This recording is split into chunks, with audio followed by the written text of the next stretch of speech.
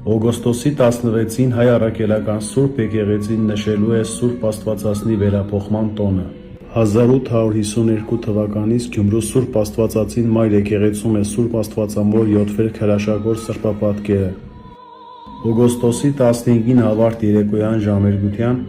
Սուրբ Աստվածածին Մայր եկեղեցում տեղի կունենա նախատոնակ։ Հանդիսապետությամբ Շիրակի թեմի առաջնորդ գերաշնորհ Տեր Միքայել arczepiskopos Աջափահյանի, հոգևորականած Թափորը Սրբազան հոր առաջնորդությամբ Սուրբ Աստվածածին եկեղեցուց դուրս կբերի Սուրբ Յոթվիրազ պատկերը և կկատարվի անդաստան։